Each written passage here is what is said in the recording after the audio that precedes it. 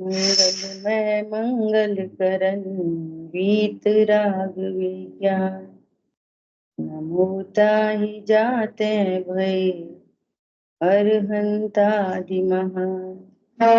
परिमंगल करियो महा ग्रंथ करन को काज, जाते मिले समाज सब पावे निज बदरा। नमो अरहंताण, नमो सिद्धाणं, नमो आयर्याणं, नमो अच्छायाणं, नमो लोये सवसाहुणम्। मिथ्या भाव अभावत, जो प्रगटे निज भाव, सो जयवंत रहो सदा, यही मोक्ष उपाय। मोक्षमा प्रकाशक जी ग्रंथ, दूसरा अधिकार। अपना विषय चल रहा है नवीन बंध विचार। 2-3 प्रश्न आए हैं, पहले अपन थोड़ी सी चर्चा उन पर कर लेते हैं। एक प्रश्न आया कि भगवान को द्रव्य गुण पर्याय से कैसे जाने। तो भगवान जीव द्रव्य हैं। भगवान ने 6 द्रव्य बताए, जीव, पुद्गल, धर्म, अधर्म, आकाश, काल। तो भगवान जीव द्रव्य है ना। वे अनंत गुण वाले हैं। वे कौन है? अनंत गुण वाले। भगवान के दर्शन कैसे करना, भगवान का निर्णय कैसे करना कि वे जीव हैं, हम अर्थात पुद्गल नहीं है, शरीर वाले नहीं होते भगवान। अब जब शरीर वाले ही नहीं होते तो पत्नी बच्चे वाले, त्रिशूल वाले, सारी बात खत्म हो जाती है ना। और पर्याय में देखें तो पर्याय में सामान्य पर्याय, उपयोग लक्षण, अनंत गुणों की सामान्य पर्याय, विश्वास करना, लीनता, ये सब सामान्य पर्याय। और उनमें विशेष क्या? केवल ज्ञान प्रकट हुआ। पूर्ण शुद्ध पर्याय है, अनंत गुणों की पूर्ण शुद्ध पर्याय। केवल ज्ञान के द्वारा लोकालोको प्रत्यक्ष जानते हैं, ऐसा केवल ज्ञान, केवल दर्शन, अनंत सुख, अनंत वीर के धनी। कैसा है अनंत वीर?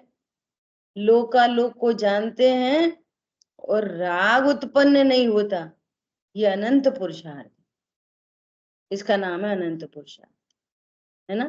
तो ऐसे भगवान को द्रव्य गुण पर्याय से जानते हैं तो पता चलता है कि मैं भी जीव द्रव्य हूं, उनके जैसे अनंत गुण मेरे में भी हैं, उनकी जैसी सामान्य पर्याय मेरे में भी हैं, और मैं अब तक अपने स्वरूप को नहीं जानता, इसलिए मेरी विशेष पर्यायों में अज्ञान मोह राग द्वेष है। स्वरूप जानने पर अज्ञान मोह राग द्वेष मिट जाएंगे और रत्नत्र प्रकट होंगे और उनकी पूर्णता भी होगी। तो जो भगवान को द्रव्य गुण पर्याय से जानता है, मतलब जीव पने जानता है, ये द्रव्य गुण पर्याय से जानने का अर्थ। ठीक है, चलिए एक प्रश्न और आया कि जो लास्ट में चर्चा चली थी भेद अभेद की, वो थोड़ी ख्याल में नहीं आई। वो भी समझो कि जो वस्तु है, सारी ही वस्तुएं अभेद होती हैं। अभेद होती मतलब समझने के लिए जैसे मिश्री। क्या समस्या ये है कि जो आत्मा है, जीव है, ये अमूर्त है। कैसा है? अमूर्त। अब अमूर्तिक आत्मा को बताने के लिए जो मूर्तिक वस्तुएं हैं उनके माध्यम से समझना किसको है? अमूर्तिक को समझना है, अमूर्तिक को। और बताएंगे किससे? मूर्तिक से, जो आपको स्पष्ट जानने में आ रहे हैं, है ना। तो मिश्री कैसी होती है? अभेद, एक डली अभेद है ना। तो वो कैसी है? कि अनंत गुण संपन्न है ना। और वो दिखाई भी दे रहे हैं, गुण कैसे दिखाई दे रहे हैं? उनकी पर्यायों से। तो भगवान ने पुद्गल को स्पर्श रस गंध वर्ण वाला बताया। भगवान ने क्या बताया है? पुद्गल को स्पर्श रस गंध वर्ण वाला बताया है भगवान ने। तो मिश्री में क्या होना चाहिए? स्पर्श रस गंध वर्ण गुण, और इन गुणों की प्रति समय होती है पर्याय, है ना। तो स्पर्श की पर्याय कैसी दिख रही है मिश्री? खुरदरी खुरदरी दिख रही है ना। स्पर्श। रस कैसा है? मिठास। रस गुण की पर्याय कैसी हो रही है? मिठास। गंध कैसी है? स्वीटनेस, है ना, गंध। और वर्ण कैसा है? ये सफेद। ठीक है। इन्हीं चीजों को नींबू में देखेंगे तो स्पर्श रस गंध वर्ण गुण तो वही है, पर्याय दूसरी है। इसमें वर्ण गुण की पर्याय है सफेद, नींबू में पीली। इसमें रसगुण की पर्याय है मिठास, और उसमें है खटास। ऐसा समझना, ठीक है। और ऐसा होने पर भी वो वस्तु कैसी है? अभेद। ज्ञान इतना कलाकार है कि अभेद वस्तु में भेद देख लेता है, लेकिन वस्तु भेद रूप हो नहीं जाती है। आप मिश्री में से सफेदी अलग से कर निकालना चाहो तो अलग नहीं निकलेगी, तादात्म्य है। और फिर भी भेद की बात कर रहे हैं, है वस्तु अभेद। तो जो शुद्ध अशुद्ध पर्याय की बात आई थी ना, कि ध्रुव ध्रुव है वो उपादान है, कि पर्याय है वो उपादान है। ध्रुव की ही पर्याय होने से ध्रुव को उपादान कहते हैं। लेकिन यदि थोड़ा सा उपयोग लगाया जाए, युक्ति से देखा जाए, तो ध्रुव तो सदा एक रूप है, पर्याय अनेक रूप क्यों होती है? पर्याय फिर एक रूप होना चाहिए, है ना। तो पर्याय चूंकि अलग अलग होती है तो वास्तव में पर्याय ही उपादान है। अब ये पर्याय किसकी है? किसकी पर्याय है? उसी द्रव्य की। तो कभी द्रव्य को उपादान कहते हैं और कभी पर्याय को उपादान कहते हैं। तो वास्तव में देखा जाए तो वो क्षणिक उपादान ही वास्तविक उपादान। और कोई पर द्रव्य होगा वो निमित्त बनेगा। निमित्त सदा भिन्न द्रव्य होता है, और भिन्न द्रव्य भी नहीं। देखो अभेद की विवक्षा में भिन्न द्रव्य क्या देते हैं? भिन्न द्रव्य भी नहीं, भिन्न द्रव्य की भी पर्याय। जो निमित्त है ना, वो निमित्त भी भिन्न द्रव्य की पर्याय होती है। कर्ता कर्म अधिकार में बहुत अच्छा एक शब्द आया कि यदि द्रव्य को उपादान या द्रव्य को निमित्त कहेंगे तो नित्य कर्तृत्व का प्रसंग आएगा। गाड़ी है ना, गाड़ी, वो गाड़ी और ड्राइवर हमेशा गाड़ी चलाते रहेंगे। वो भाव होता है तो निमित्त बनता है। गाड़ी की योग्यता होती है चलने की तो उपादान होता है। खड़ी गाड़ी उपादान नहीं। जब वो मूव करे, उसकी योग्यता है मूवमेंट की, तो वो क्षणिक उपादान। और जो जो उसको चलाने वाला उसको भी भाव हो तो वो भाव निमित्त बनता है। निमित्त नैमित्तिक संबंध पर्यायों में घटित होता है, द्रव्य में नहीं। तो अभेद विवक्षा में क्या बोलेंगे? सीधा द्रव्य को बोल देंगे। द्रव्य को क्यों बोल देंगे? कि उसी द्रव्य की पर्याय होने से। ठीक है, इतना सब कल का रिपीटिशन है, कुछ प्रश्न थे उनके आंसर हैं। ठीक है चलो आगे बढ़ते हैं। कल लास्टली क्या बात आई कि जो घाती कर्म हैं वे दो तरह से फलते हैं। कैसे दो तरह से? ज्ञान, दर्शन और वीर्य, इनका तो क्षयोपशम रहता है ना, और कुछ अंशों में इनका अभाव होता है। कुछ अंश में प्रगटता है और कुछ अंश में अभाव है। तो जो प्रगटता है वो क्या है? स्वभाव का अंश है, कर्म का नहीं। और जो अप्रगट है उसका अभाव हो रखा है। ठीक है, तो उसको क्या बोलते हैं? औदिक अज्ञान। अभी अपन थोड़ी सी अज्ञान की भी चर्चा करेंगे। ठीक है, कल की बात रिपीट करके, ज्ञानावणी कर्म, ज्ञान, दर्शन और वीर, इनमें कैसे फलीभूत होता है कि कुछ का तो क्षयोपशम है और कुछ अंश का अभाव है। तो जिसका अभाव है वो ज्ञानावणी कर्म का उदय है, और जो क्षयोपशम है तो वो तो स्वभाव का अंश प्रकट है, वो कर्म की मेहरबानी का पार्ट नहीं है। ठीक है, इतनी बात।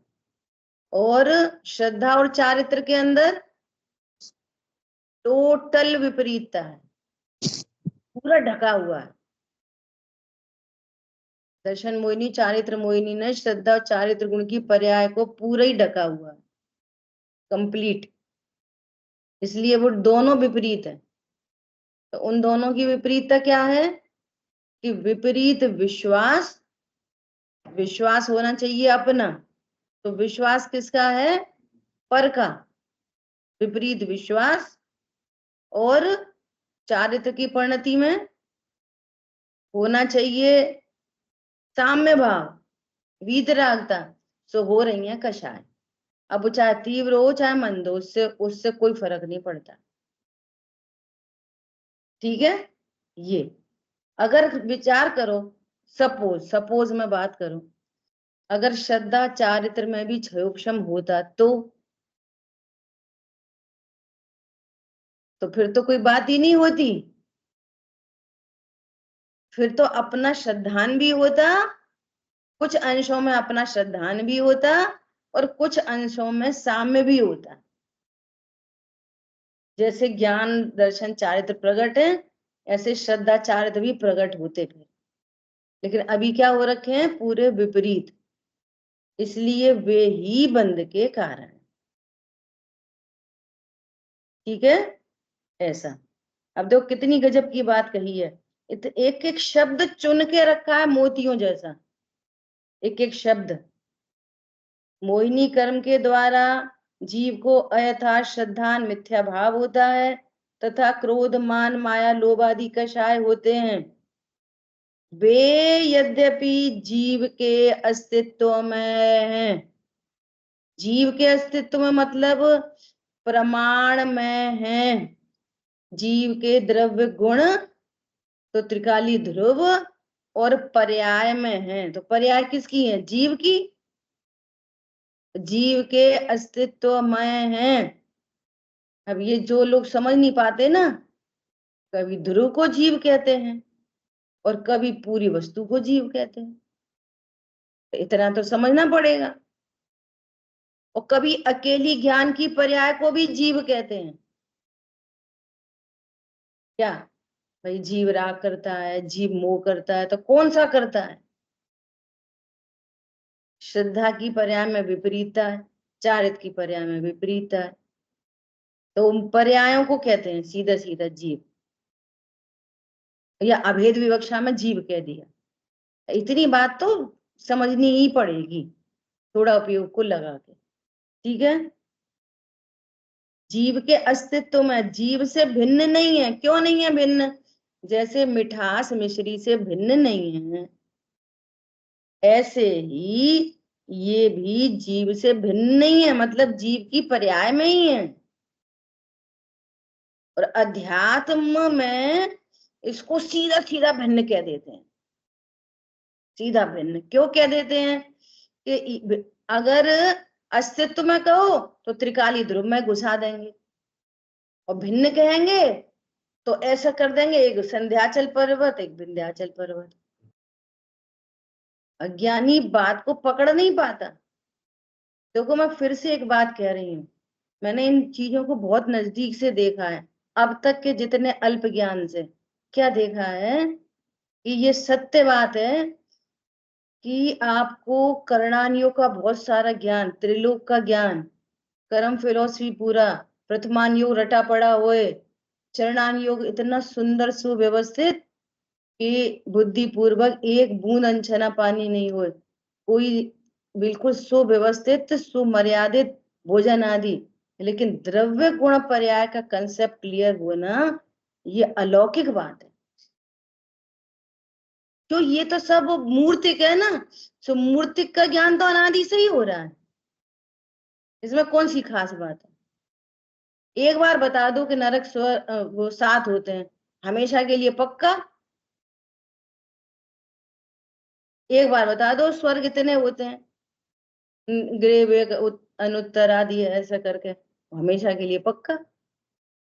असंख्य द्वीप समुद्र होते हैं। ये द्रव्य गुण पर्याय की चर्चा हजारों बार हो, हजारों बार, तो वो एकदम अपनी प्रॉपर्टी बने, वो ऐसा मेरा स्वरूप है, ये अलौकिक है एकदम, ये दिव्य चर्चा है, ये दिव्य। और सम्यक दर्शन इसी से होता है, उनके ज्ञान से सम्यक दर्शन नहीं होता। हो तो अच्छी बात है, पर ये मस्ट है, फर्स्ट है, वो सेकेंडरी है। ऐसा क्या बोल रहे हैं? जीव से भिन्न नहीं है, जीव ही उनका करता है, जीव ही उनका करता है। अभेद विवक्षा में पूरा द्रव्य करता है, भेद विवक्षा देखेंगे तो पर्टिकुलर श्रद्धा की पर्याय, चारित्र की पर्याय, ऐसा, ठीक है। तो अब ये क्या करें लास्टली, इसलिए वे जीव के निस्वभाव नहीं है, औपाधिक भाव है। ये जीव का निस्वभाव नहीं है, मिथ्या श्रद्धा मिथ्याचार, निज स्वभाव नहीं है। स्वभाव क्या है? स्वभाव क्या है? ध्रुव भगवान आत्मा,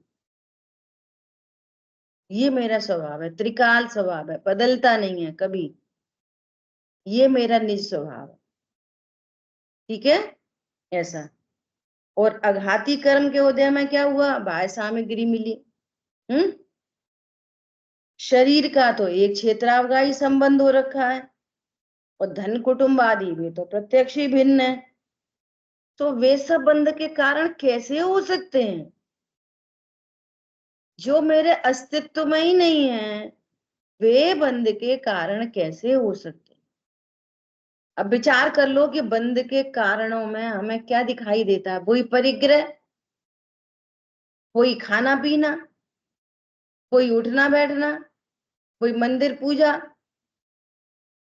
बोलो, बंध रुकेगा? जब तक मिथ्यात्व कषाय नहीं मिटेंगे तब तक बंध नहीं रुक सकता, क्योंकि वे ही बंध के कारण है। और मिथ्यात्व राग आदि का अभाव हो तो बंध मिटना शुरू हो जाए, और उनका अभाव नहीं हो तो सिर नीचे करो पैर ऊपर करो तो भी नहीं मिटने वाले, ठीक है। इतना अपने प्रश्न हो गए और कुछ कल की थोड़ा रिवीजन हो गया। अब मेरे को एक पॉइंट और कहना है, फिर आगे बढ़ेंगे। अभी देखो, समझना है बहुत ध्यान से। अज्ञान भी दो प्रकार का है।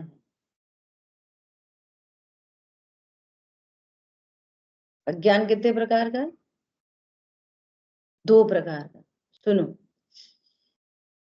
एक अज्ञान तो वो है जो ज्ञानावरणादि कर्मों ने ढक रखा है, जो प्रकट ही नहीं है ना, जो प्रकट ही नहीं है वो क्या है? अज्ञान। तो उस अज्ञान का नाम है औदिक अज्ञान। कर्म के उदय जनित है ना, ज्ञानावरणी कर्म के उदय जनित है ना वो, इसलिए उसका क्या नाम है? औदिक अज्ञान। ठीक है।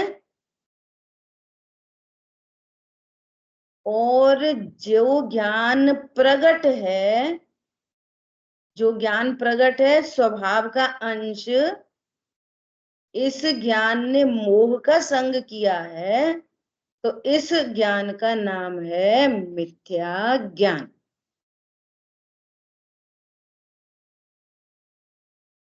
तो अलग अलग है दोनों, मिथ्या ज्ञान अलग है और अज्ञान अलग है, औदिक अज्ञान। अब जो मिथ्या ज्ञान है ना, इसी को अज्ञान कहने की परंपरा है, रूढ़ी है। क्योंकि वो जो अज्ञान है ना, उससे तो कोई मतलब नहीं है, वो है ही नहीं, तो उससे कोई मतलब नहीं है। ठीक है, वो तो प्रकट ही नहीं है। और वो जाके प्रकट कब होएगा? कि 13वें गुण स्थान में, जब सर्व ज्ञानावरणी का क्षय होगा। और उस अज्ञान के रहते रहते पूरा काम हो जाएगा, तो उसकी तो बड़ी समस्या है नहीं है। मूल में अज्ञान वो ही है, औदिक अज्ञान।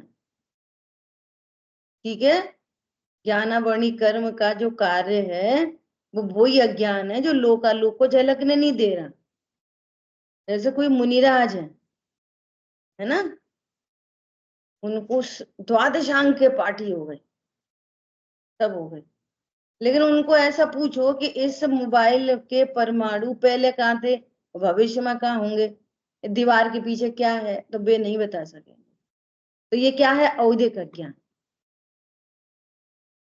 जीव जिसको दुख में निमित्त जो बनता है, उसको कहते हैं ये मिथ्या ज्ञान। ये वाला ज्ञान, जिस ज्ञान ने मोह का संग किया है। क्लियर है? तो इसको जब भी अज्ञान की बात आए, तो इस मिथ्या ज्ञान को अज्ञान समझना। उस अज्ञान की बात कम होती है। जब भी अज्ञान की बात चलेगी तो किसकी बात चलेगी? इसी मिथ्या ज्ञान की। ठीक है। अब देखो, थोड़ी सी और चर्चा अपन आगे का विषय लेंगे कि ज्ञान ने किया मोह का संग, इसलिए वो नाम क्या पा रहा है? मिथ्या ज्ञान। है तो सही ज्ञान। देखो, उसका जानना काम है, जान ही रहा है, कुछ और तो कर नहीं रहा। लेकिन संग किसका किया? मोह का। अब सुनना बहुत ध्यान से। अब हम मोह को समझाने चले कि भैया तुम क्यों हमारे बेटे का संग कर रहे हो, तो वो तो बिगड़ा है ही, और उसे तो चाहिए ही ऐसे पागल लोग जो हमारा संग करें। तो वो बिगड़ा काय को सुधरेगा? तो सुधारना किसको है? ज्ञान को। मोह को थोड़ी सुधारना है। समझ में आ रही बात? बहुत इंपॉर्टेंट बात है ये। सुधरेगा कौन? ज्ञान। तो मोह तो अपने आप सुधर जाएगा। तो मोह में कुछ नहीं करना है। किसको करना है? क्योंकि प्रगट पूंजी है ना, जो प्रगट पूंजी, वो ज्ञान है। प्रगट पूंजी स्वभाव के अंश तो वे प्रगट है। तो काम उन्हीं में करना है है ना, एक बात। दूसरी बात,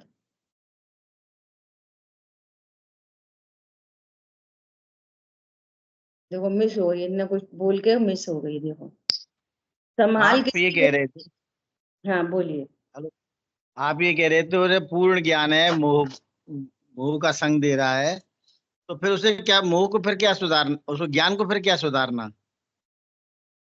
ज्ञान को, तुम्हारा बच्चा रोज निकले घर से और सवेरे रोज शराब पी के आए और सिगरेट पिए और उल्टा सीधा खाए पिए, तो किसको सुधारोगे? जिसके संग जाता है उसको कि अपने बच्चे को? अच्छा। उसको बोलेंगे तू क्यों मोह का संग कर रहे है? अपने बच्चे को सुधारेंगे तो भैया सही से रहे, अपन जैनी है, तो वो उसको पढ़ाएंगे लिखाएंगे समझाएंगे तो सुधर जाएगा। और उसको सुधरा देख के, उसकी लाइफ स्टाइल अच्छी देख के वो बिगड़ा भी बोलेगा, अरे ये तो कितना अच्छा हुआ है, मैं भी सुधर जाता हूँ, तो वो भी सुधर जाएगा, वो अपने आप सुधर जाएगा। यही तो गजब की बात है। चारित्र, लोग चारित्र सुधारने में चले, चारित्र, सब कसाय मंद को चारित्र सुधरा समझते हैं। मैं चारित्र। ऐसा सोच रहा था, मैं ऐसा हम्म। सोच रहा था कि उसे पूर्ण ज्ञान है, तो वो पूर्ण मोह नहीं। का संग दे ही नहीं, वहां जाए ही नहीं। हाँ वही तो, अब वो बिगड़ा ही है पहले से ही अनादि, वही तो सुधारना है। तो पैदाइशी बिगड़ा है वो तो।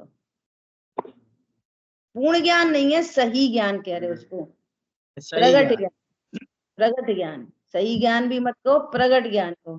जो प्रगट ज्ञान है वो, उसकी टेक्नोलॉजी तो एक जैसी है जानने की, पर लेकिन संगति गलत हो गई है। संगति गलत होगी। ठीक है, अब सुनो, अभी अपन थोड़ी सी और टेक्निकल चर्चा करने वाले हैं इस पॉइंट पे, है ना। तो सुधारना किसको है? कि ज्ञान को। तो कैसे सुधरे ज्ञान वो? तो आगम के सेवन से। उस ज्ञान को बार बार ये कहना है कि तू ज्ञान है, तू शरीर नहीं है। ये मोह बुलवाता है कि तुम शरीर हो, ये मोह बुलवाता है कि तुम पत्नी बच्चे वाले हो, ये मोह कहता है कि तुम रागी देशी हो। सुनो, तुम ध्रुव हो, तुम परिपूर्ण हो, तुम अनंत गुणमयी सत्ता हो।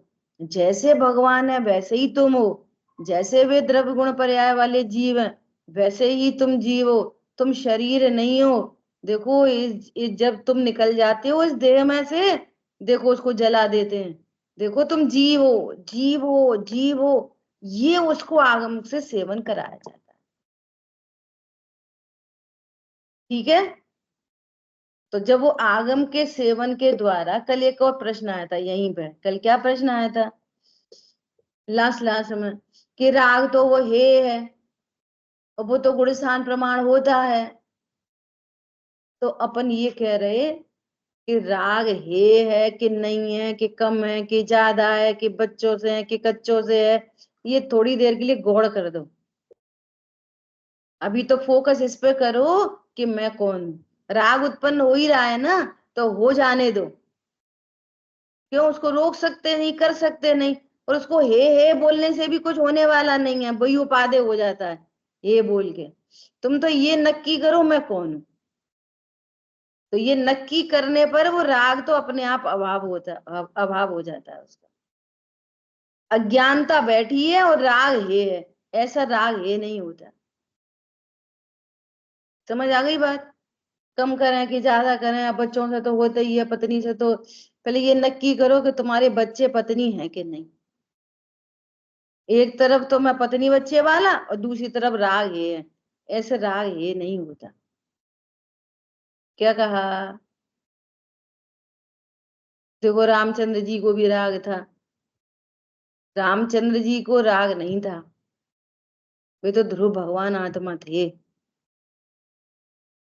रामचंद्र जी के नाम पर जीव दिखे तो जीत है। राम भगवान के नाम पर जीव दिखे, परम औदारिक देह नहीं दिखे। मुनिराज को कहने पर नग्न दिगंबर पीछी कमंडल नहीं दिखाई दे, जीव देखे। कोई बोले वो तो अमूर्त के कहाँ दिखता है? तुम्हारे पुत्र को तुमसे कितना प्रेम है, दिखता है कि नहीं दिखता अमूर्तिक प्रेम? वो भी तो अमूर्तिक है, कैसे दिखता है? बोलो कैसे दिखता है? सूरत देख के क्रोध दिखता है कि नहीं दिखता अमूर्तिक? ये तो बहुत घमंडी है, ये तो बहुत क्रोधी है। तो वे भी तो अमूर्तिक है। क्रोध मूर्तिक है अमूर्तिक है? किसी ने देखा है आज तक क्रोध? परिचय है कि नहीं उससे? मूर्तिक देखने से ज्ञान होता है। हाँ, मूर्तिक देखकर अमूर्तिक का निर्णय करना है, मूर्तिक का निर्णय होता है। मूर्तिक का करना है, ऐसा। वो ये कह रहे हैं मूर्तिक दृष्टांतों के माध्यम से, मूर्तिक तो दिख ही रहा है, मूर्तिक दृष्टांतों के माध्यम से अमूर्तिक वस्तु देखनी है, ऐसा। फीलिंग बॉडी देखनी है, फीलिंग, फीलिंग है वो अमूर्तिक है। फीलिंग क्या है? अमूर्तिक। और ये तो है डेड बॉडी, मूर्तिक। पांच इंद्रिय से जो कुछ भी जानने में आ रहा है वो सब डेड बॉडी है। पांच इंद्रिय से, छूने से, चखने से, सूंघने से, देखने से, सुनने से, सब मूर्तिक है टोटल। जो मन इंद्रिय के द्वारा, मन इंद्रिय मूर्तिक को भी जानता है, मन इंद्रिय अमूर्तिक को भी जानता है। मन इंद्रिय के द्वारा जो चिंतन के माध्यम से जो वस्तु जानी जाती है वो है अमूर्तिक। जो दिख रहा है उसको करना है ओझल, और जिसको आज तक नहीं देखा उसको करना है व्यक्त। इतना बड़ा काम है जैन धर्म। ये तुम्हारी छोटी सी पूजा पाठ, दया दान, खाओ पियो शुद्ध शुद्ध, ये जैन धर्म नहीं है। जो व्यक्त है उसको करना है अव्यक्त, और जो अव्यक्त है उसको करना है व्यक्त। मुक्ति में व्यक्त है जैसा, यहाँ भी व्यक्त है वैसा।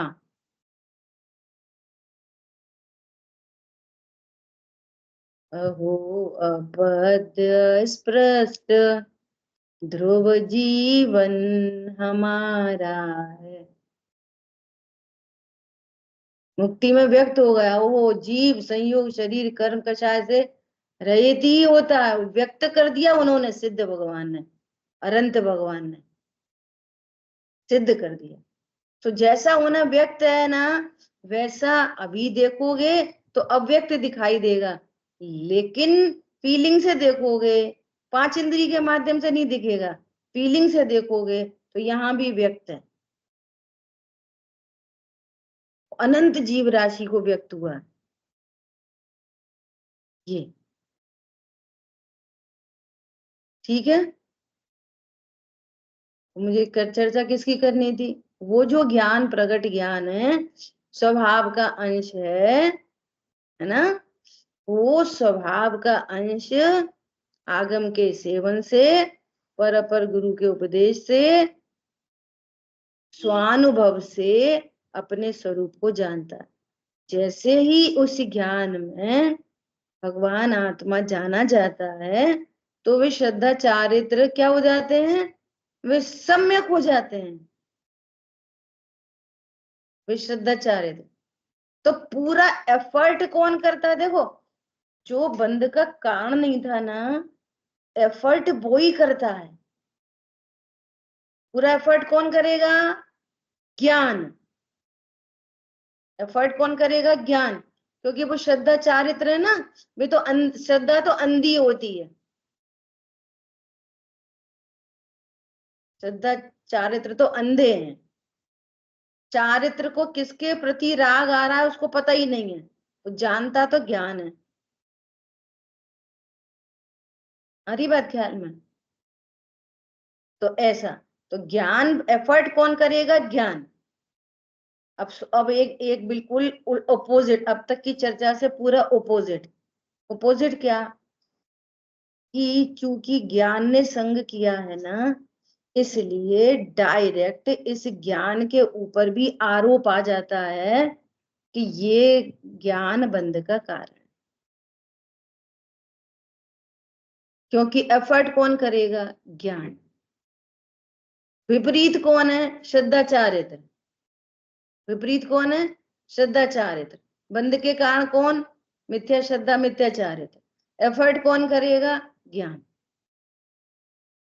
समझ में आ रही है बात? नहीं आ रही है? तो चूंकि ज्ञान ने संग किया है ना, इसलिए सीधा सीधा बंध का कारण अज्ञान को भी कह देते हैं। इसलिए समय सार जी में अज्ञान से ही बंध और सम्यक ज्ञान से ही मुक्ति है, ये स्टेटमेंट मिलेगी आपको। क्या बोला? अज्ञान से ही बंध, सम्यक ज्ञान से ही मुक्ति है। पंडित साहब ने ज्ञानाष्टक में भी ये लाइन लिखी है। क्या लिखी है? ये क्या लाइन लिखी है? जो विराधक ज्ञान का वह डूबता मझधार है।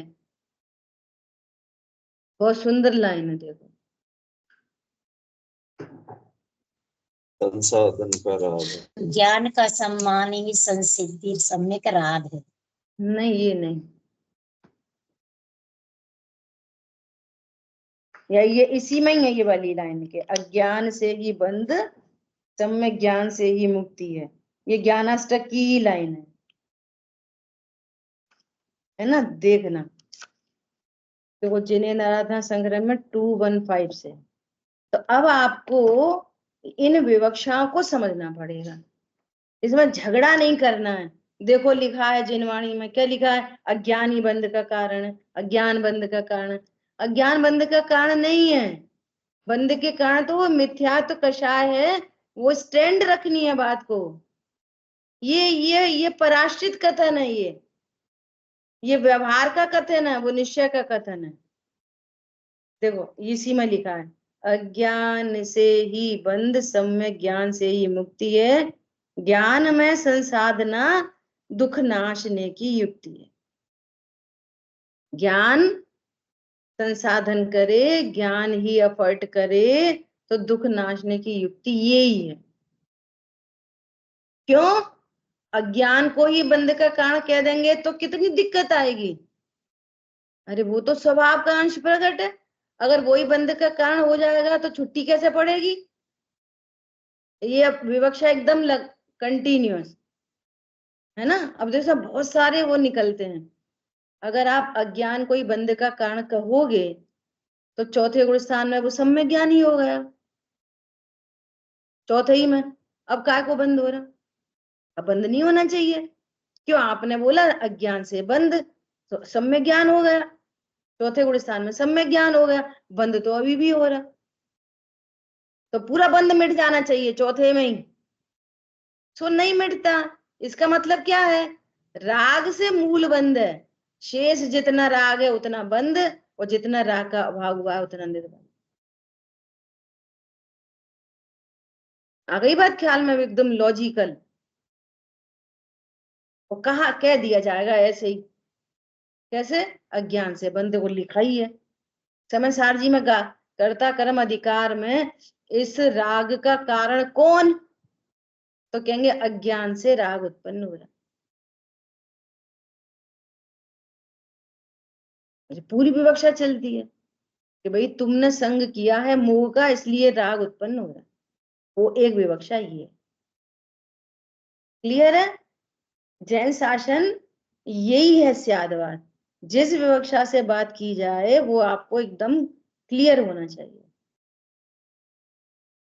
अब एक और बात, किसी को भारी तो नहीं पड़ रही? नहीं तो अपन छोड़ दें, क्योंकि केस टेबल पे जब आए ना तो उसका सांगोपांग विचार करना चाहिए। देखो एक और खास बात, क्या कभी बोला जाता है कि सम्यक दर्शन, सम्यक ज्ञान, सम्यक चारित्र, और कभी बोला जाता है ज्ञान, श्रद्धा, चारित्र। तो पहले ज्ञान सम्यक होता है तब श्रद्धा सम्यक होती है, कि पहले श्रद्धा सम्यक होती है तब ज्ञान सम्यक होता है? तो ये भी वापस विवक्षाओं का कथन है। चूंकि विधि से देखोगे तो टोडरमल जी ने लिखा है आगे, जाने हुए का श्रद्धान होता है। तुमने जाना ही नहीं तो श्रद्धान कैसे होगा? जाने बिना का श्रद्धान गधे के सींग के समान है, ऐसा यहाँ पे अपने को मिलेगा अंदर। तो पहले जाना जाएगा, ओहो मैं ध्रुव हूं, तो ज्ञान ने जाना, श्रद्धा सम्यक हुई। विधि से बोलेंगे तो पहले ज्ञान, फिर श्रद्धान और फिर चारित्र, और फिर मतलब वो एक साथ होते हैं। और उधर से बोलेंगे तो जब तक सम्यक दर्शन नहीं होगा, तुम्हारे को कितना ज्ञान हो, वो सम्यक नाम नहीं पाता। श्रद्धा सम्यक होने पर ही ज्ञान को सम्यक नाम मिलता। आप कितने पाठी हो ग्रंथों के, 11 अंग 9 पूर्व का पाठी है ना, और उस ज्ञान को अभी अज्ञानी कहा जाता है। क्यों? श्रद्धा सम्यक नहीं हुई। तो जब श्रद्धा सम्यक होती है तब ज्ञान को सम्यक नाम मिलता है, लेकिन विधि ज्ञान करता है, जानेगा ज्ञान तब श्रद्धा सम्यक होगी। तो ऐसा अरस्पर परस्पर है। ठीक है, क्लियर? चलो अब आगे बढ़ते हैं।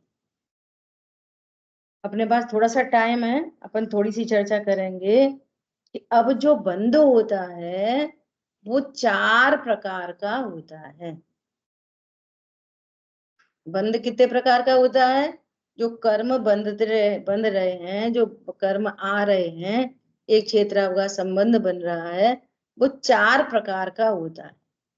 कैसे 4 प्रकार का? एक तो है प्रकृति, एक है प्रदेश बंध, प्रकृति बंध, प्रदेश बंध, स्थिति बंध और अनुभाग बंध। 4 प्रकार से होता है। तो पहले समझो प्रदेश बंध। प्रदेश बंध किसे कहते हैं? प्रदेश बंध कहते हैं कितने संख्या में परमाणु आ रहे हैं, कितनी संख्या में आ रहे हैं, तो उनकी संख्या कौन डिसाइड करेगा? ये योग। योग क्या चीज होती है अभी बात करेंगे, है ना। कितनी संख्या में आ रहे हैं? 1 करोड़ आ रहे हैं कि 100 ही आ रहे हैं? कितने आ रहे हैं? 1 करोड़ कि 100? तो ये संख्या को क्या बोलते हैं? प्रदेश बंध। संख्या, नंबर ऑफ वर्गणा, नंबर ऑफ एटम, ऐसा समझ लो। एटम तो नहीं बोलते, है ना, ऐसा नंबर ऑफ वर्गणा। ठीक है, ये हो गया प्रदेश बंध, संख्या, क्वांटिटी। ठीक है, कितनी क्वांटिटी में आ रहे हैं ये। दूसरा है प्रकृति। अब वे जो 1 करोड़ आए, वे जो 100 आए, तो वे किस प्रकृति के आए?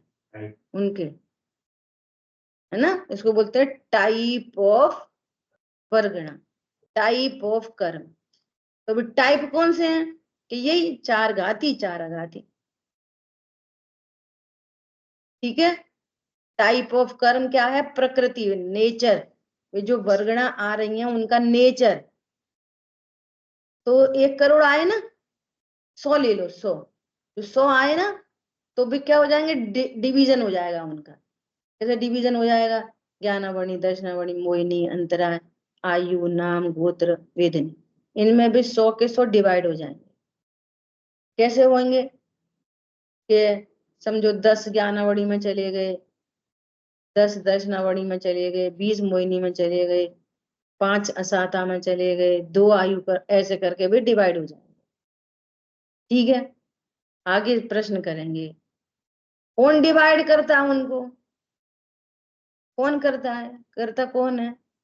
तो करे जैसे तुम खाना खाते हो ना, तुमने एक एप्पल खाया, तो एक एप्पल कौन देख रहा है उसको? यहाँ से तो खाया एक एप्पल, और नीचे डाइजेस्ट होते होते वो एक एप्पल किस में कन्वर्ट हो जाता है?